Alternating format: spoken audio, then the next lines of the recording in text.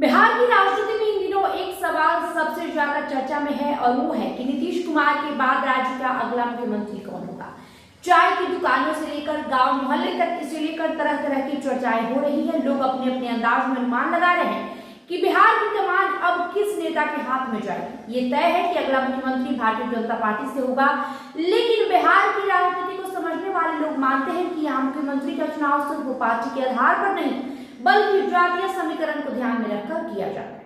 इसलिए ये देखना काफी दिलचस्प होगा कि अगला सीएम सवर्ण समाज से होगा या फिर पिछड़ी या अति पिछड़ी जाति से। बिहार में अति पिछड़ा वर्ग यानी ईबीसी की आबादी तकरीबन 36% मानी जाती है। ये बहुत बड़ा वोट बैंक है, इसलिए माना जा रहा है कि इस वर्ग से नए सीएम का चेहरा सामने आ सकता है।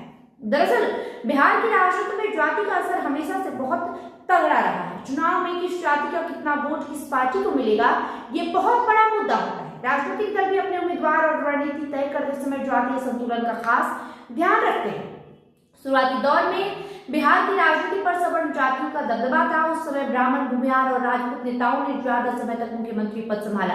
ब्राह्मण समुदाय से 6 मुख्यमंत्री बने, जिनमें विनोदानंद झा और जगन्नाथ मिश्रा 2 प्रमुख है। भूमिहार समुदाय से 5 मुख्यमंत्री बने, जैसे श्री कृष्ण सिंह, भगवत शाह आजाद। वही राजपूत समाज से 3 मुख्यमंत्री बने, जिनमें चंद्रशेखर सिंह शामिल है।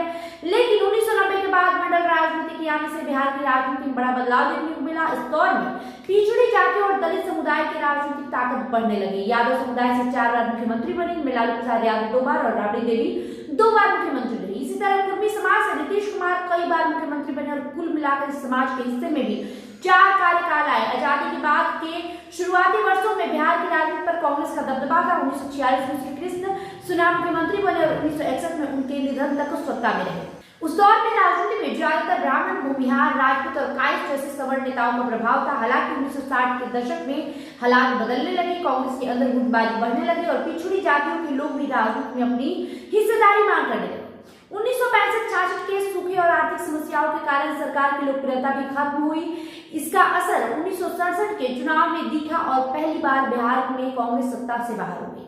इसके बाद राज्य में गठबंधन की राजनीति की शुरुआत हुई। धीरे धीरे पिछड़े वर्गों के नेता भी मजबूत होने लगे। राम मनोहर लोहिया और कर्पूरी ठाकुर जैसे नेताओं ने पिछड़े समाज को राजनीति में आगे आने के लिए प्रेरित किया। उन्होंने सामाजिक न्याय और बराबरी की बात उठाई। पिछड़े वर्गों में राजनीतिक जागरूकता बढ़ी। 1990 के दशक में लालू प्रसाद यादव के नेतृत्व में बिहार की राजनीति में बड़ा बदलाव आया। उन्होंने यादव और मुस्लिम वोटरों को साथ लाकर मजबूत सामाजिक गठबंधन बनाया। इससे पहली बार सवर्ण राजनीति का वर्चस्व कमजोर हुआ और पिछड़े वर्गों की राजनीति मजबूत हुई। इसके बाद 2005 में नीतीश कुमार सत्ता में आए। उन्होंने भाजपा के साथ मिलकर नई सामाजिक और राजनीतिक रणनीति बनाई। नीतीश ने खास तौर पर अति पिछड़े वर्ग यानी ईबीसी और महादलित समुदाय को राजनीति में ज्यादा हिस्सेदारी देने की कोशिश की।